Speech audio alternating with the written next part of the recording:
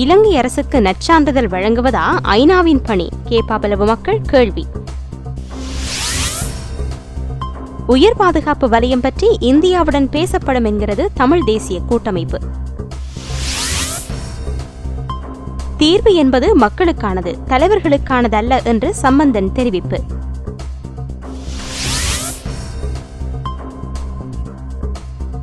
ஐநூறு விடுதலை புலி உறுப்பினர்களே தடுத்து வைக்கப்பட்டுள்ளதாக ராணுவம் கூறுகிறது.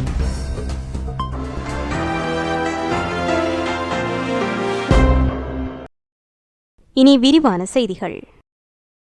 ஐநா உட்பட எந்தவொரு தரப்பும் தம்மிடம் வரவோ எட்டி பார்க்கவோ இல்லை என்று கூறும் கேப்பாபிலவு மக்கள் இலங்கை அரசுக்கு நற்சான்றிதழ் வழங்குவதுதானா அவர்களது பணி என்று கேள்வி எழுப்புகின்றனர். நாம் எமது சொந்த மண்ணில் வாழ விடுங்கள் என்று மட்டுமே கேட்டோம்.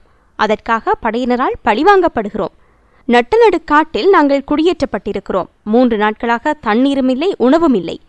அருகாக மலசலக்கூடத்துக்கு கொண்டு வந்து கொடுத்த தண்ணீரையே குடித்து வாழ்கின்றோம் என்று கேப்பாபிலவு மக்கள் கண்ணீர் மல்க கூறுகின்றனர். கேப்பாபிலவு மக்கள் மீள் குடியமர்வு எனும் பேரில் சூரிபுரம் கிராமத்தில் விடப்பட்டுள்ள நிலையில் இப்பகுதிக்கு நேற்றைய தினம் முன்னாள் நாடாளுமன்ற உறுப்பினரும் தமிழ் தேசிய மக்கள் முன்னணியின் செயலாளருமான சேனா கஜேந்திரன் சென்று பார்வையிட்டதோடு மக்களுடன் கலந்துரையாடினார். இதன்போது அவர்கள் தமது நிலைமையை கூறி கண்ணீர் விட்டெழுதனர். குறிப்பாக நேற்று முன்தினம் கேப்பாபிலவைச் சேர்ந்த சுமார் 110 குடும்பங்களைச் சேர்ந்த மக்கள் சூரிபுரம் கிராமத்தில் கொண்டு வந்து விடப்பட்டுள்ளனர். அந்த இடம் அடர்ந்த காட்டுப்பகுதியாக உள்ள நிலையில் காட்டை அரைகுறையாக எரிந்த மரங்களையும் அடிக்கட்டிகளையும் கூட அகற்றாத நிலையில் மக்கள் விடப்பட்டுள்ளனர். மேலும் குடிதண்ணீர், இதர தேவைகளுக்கான தண்ணீர் கடந்த 3 தினங்களாக வழங்கப்படவில்லை. இந்நிலையில் ஏற்கனவே குடியேற்றப்பட்ட மக்களுக்கு மலசலக்கூட தேவைக்கு வழங்கப்பட்ட தண்ணீரையே இவர்கள் எடுத்து வந்து குடிப்பதற்கு பயன்படுத்தி வருகின்றனர். இதனோடு குடிதண்ணீர் வழங்குவதற்காக கொண்டு வந்து வைக்கப்பட்ட தண்ணீர் தாங்கியையும் படையினர் எடுத்துச் சென்றுள்ளதோடு தண்ணீரை வழங்க முடியாதென்றும் கூறியுள்ளனர். விஷப்பூச்சிகள், பாம்புகளின் நடமாட்டம் அதிகமாக இருப்பதாக மக்கள் தெரிவிப்பதோடு இதுவரை கிராம சேவகரோ பிரதேச செயலகத்தினரோ தொண்டு நிறுவனங்களோ வந்து மக்களுடைய நிலைமையை பார்க்கவில்லை என்றும் கண்ணீர் மல்க தெரிவிக்கின்றனர். இதேவேளை தற்போது மக்கள் கொண்டு வந்து விடப்பட்டிருக்கும் பகுதியினுள் ஊடகவியலாளர்களோ அரசியல்வாதிகளோ செல்ல முடியாதபடி படையினர் குவிக்கப்பட்டிருப்பதோடு இப்பகுதிக்குள் செல்லும் வீதியில் படையினரின் சோதனைச் சாவடியும் புதிதாக அமைக்கப்பட்டுள்ளது.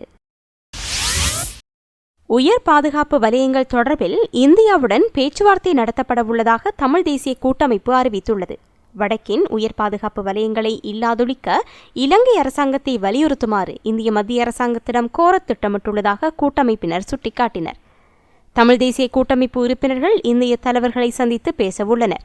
இந்திய பிரதமர் டாக்டர் மன்மோகன் சிங், வெளிவிவகார அமைச்சர் SM கிருஷ்ணா உள்ளிட்ட முக்கியஸ்தர்களுடன் பேசப்படவுள்ளதாக கூட்டமைப்பின் நாடாளுமன்ற உறுப்பினர் சுரேஷ் பிரேமச்சந்திரன் தெரிவித்தார். அக்டோபர் 10 கூட்டமைப்பு பிரதிநிதிகள் இந்திய அரசாங்க பிரதிநிதிகளை சந்திக்க உள்ளனர்.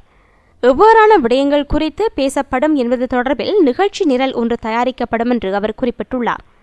வலிகாமம் வடக்கைச் சேர்ந்த 28,000 பொதுமக்கள் உயர் பாதுகாப்பு வலயங்கள் காரணமாக இன்னமும் சொந்த இடங்களில் மீள் குடியேற முடியாது காத்திருப்பதாகவும் தெரிவித்தார். எனவே இதுகுறித்து இந்திய அரசாங்கத்துடன் பேசப்படும் என்றும் சுட்டிக்காட்டினார். கூடங்குளம் அணுமின் நிலையம் குறித்து இந்தியாவுடன் பேசப்படவுள்ளதாக இலங்கை அரசாங்கம் அறிவித்துள்ளது. விரைவில் இலங்கை பிரதிநிதிகள் குழுவொன்று இந்தியா செல்லவுள்ளது. அணு உலையின் பாதுகாப்பு தொடர்பில் இந்த சந்திப்பில் கூடுதல் கவனம் செலுத்தப்படும். இதேவேளை கூடாங்குளம் அணுமின் நிலையம் மிகவும் பாதுகாப்பானது என்று இந்திய அரசாங்கம் அறிவித்துள்ளது. இது தொடர்பில் இலங்கைக்கான இந்திய உயர்சாணிகர் ஆலயம் வெளியிட்டுள்ள அறிக்கையில் அணுமின் நிலையம் உச்ச அளவு பாதுகாப்பு ஏற்பாடுகளுடன் அமைக்கப்படுவதாகவும் இலங்கைக்கு எவ்வித பாதிப்புகளும் ஏற்படப் போவது இல்லை என்றும் சுட்டிக்காட்டப்பட்டுள்ளது. தீர்வு தமிழ் மக்களுக்கு மாத்திரமல்ல, முஸ்லிம் மக்களுக்கும் ஏற்புடையதாக இருக்க வேண்டும். இறைமை மக்களுக்குரியது. இது தலைவருக்கோ அல்லது கட்சிக்கோ மாத்திரமுரியது அல்ல. ஜனநாயகம் இறைமையின் ஓர் அம்சம். இது மக்களுக்கு உரியது என்று தமிழ் தேசிய கூட்டமைப்பின் தலைவரும் திருகோணமலை மாவட்ட நாடாளுமன்ற உறுப்பினருமான ரா சம்பந்தன் தெரிவித்தார். கிழக்கு மாகாண சபை தேர்தல் பற்றிய ஒரு நோக்கு என்ற தொனிப்பொருளில் திருகோணமலை நியூ சில்வர் ஸ்டாரில் கூட்டம் ஒன்று புதன்கிழமை நடைபெற்றது. இதில் கிழக்கு மாகாண சபை தேர்தலில் போட்டியிட்டு தெரிவான சி தண்டாயுதவாணி, நாகேஸ்வரன், ஜனார்த்தனன் ஆகியோருடன் வேட்பாளர்களான மருத்துவர் திருமதி இந்திராணி தர்மராஜா, சுரேஷ் பலீர் ஆகியோரும் கலந்து சிறப்பித்தனர். இதில் கலந்து கொண்ட சம்பந்தன் அங்கு மேலும் உரையாற்றுகையில், வெற்றிலை சின்னத்தில் போட்டியிடுவது எமக்கு அவமானம் என தெரிவித்த முஸ்லிம் காங்கிரஸ் தலைவர் ரவுஃப் ஹக்கீம், அரசுக்கு எதிராக மரச்சின்னத்தில் போட்டியிடுவதே பெருமை என்று தேர்தல் காலத்தில் முஸ்லிம் மக்கள் முன்னணியில் தெரிவித்தார். அரசாங்கத்தை விமர்சித்து தேர்தலில் போட்டியிட்டதால் மக்களின் வாக்கு கணிசமாக அவருக்கு கிடைத்தது. தற்போது ஜனநாயக முடிவுக்கு மாறாக அரசுடன் இணைந்து ஆட்சி அமைக்கப்பட்டுள்ளது. மக்களின் ஜனநாயக தீர்வு புறந்தள்ளப்பட்டு முஸ்லிம் மக்களின் இறைமை உதாசீனம் செய்யப்பட்டுள்ளது. இதற்கு ஹக்கீம் முஸ்லிம் மக்களுக்கு பதில் சொல்லியே ஆக வேண்டும் என்று தெரிவித்தார். 500 தமிழீழ விடுதலை புலி உறுப்பினர்களே தடுத்து வைக்கப்பட்டுள்ளதாக இலங்கை இராணுவம் தெரிவித்துள்ளது. இறுதிக்கட்ட யுத்தத்தின் போது சரணடைந்த 12,000 தமிழீழ விடுதலை புலி உறுப்பினர்களில் 11,500 பேர் ஏற்கனவே புனர்வாழ்வு அளிக்கப்பட்டு சமூகத்துடன் மீள இணைக்கப்பட்டுள்ளனர். எஞ்சிய 500 பேரில் 320 பேர் விரைவில் சமூகத்துடன் மீள இணைக்கப்படுவர் என்று இராணுவ பேச்சாளர் ருவான் வணிகசூரிய தெரிவித்துள்ளார். புனர்வாழ்வு அளிக்கப்பட்ட முன்னாள் போராளிகளுக்கு தொழிற்பயிற்சி அளிக்கப்படவுள்ளது. நீண்டகால பயிற்சி பெற்ற 320 பேர் விரைவில் விடுதலை செய்யப்பட உள்ளனர் என்றும் அவர் கூறினார்.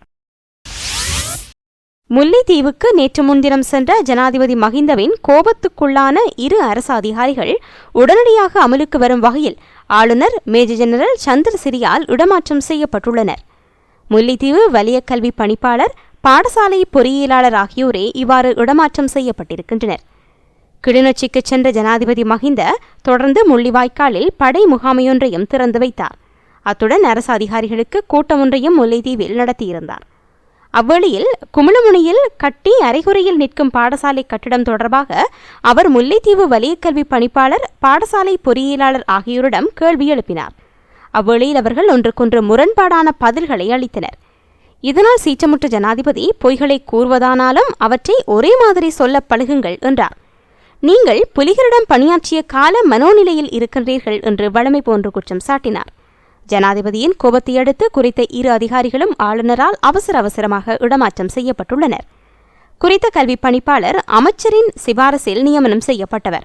பொறியியலாளரோ படைத்தரப்புடன் நெருங்கிய தொடர்பை கொண்ட பெரும்பான்மை இனத்தைச் சேர்ந்தவராவார். கோண்டாவில் கிழக்கு வல்லிபுர ஆலய தேர் திருவிழாவில் விமானப்படை உலங்கு வானூர்தி பூக்களை தூவி பரபரப்பை ஏற்படுத்தியது. பூக்களை தூவுவதற்காக ஆலய நிர்வாகத்தினர் உலங்கு வானூர்தியை வாடகைக்கு அமர்த்தியதாக தெரிய வருகிறது. நேற்று முன்தினம் திருவிழாவில் தேர் வீதியுலா வரும்போது சிலர் விமானப்படை உலங்கு வானூர்தியை வாடகைக்கேனும் பிடித்து வந்து மலர் தூவ முற்பட்டனர்.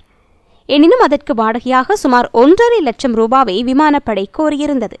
இந்த கட்டணத்தை செலுத்தி இருவர் நேரில் பலாலி சென்று விமானப்படை உலங்கு வானூர்தியில் ஆலயத்தை அடையாளம் காட்ட அழைத்துச் சென்றனர். சுமார் 7 தடவை சுற்றி விமானப்படை உலங்கு வானூர்தி பூக்களை தூவிய போதிலும் ஒரு இதழ்தானும் தேரின் மீது விழவில்லை. அண்மையில் நல்லூர் ஆலய தேர் திருவிழாவிலும் விமானப்படை உலங்கு வானூர்தி குண்டுகளுக்கு பதிலாக மலர்களை தூவியிருந்தது குறிப்பிடத்தக்கதாகும்.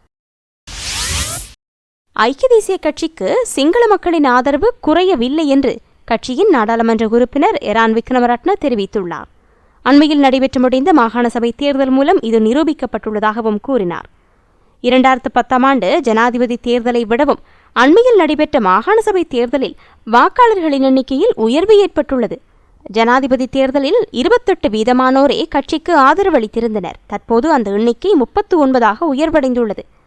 தேர்தல் மோசடி, பாரிய அளவிலான கூட்டணிகளுடன் தேர்தல் களத்தில் இறங்குவதன் காரணமாகவே ஐக்கிய மக்கள் சுதந்திர கூட்டமைப்பு தேர்தல்களில் பாரிய வித்தியாசத்தில் வெற்றியீட்டி வருகின்றது என்றும் அவர் குறிப்பிட்டார்.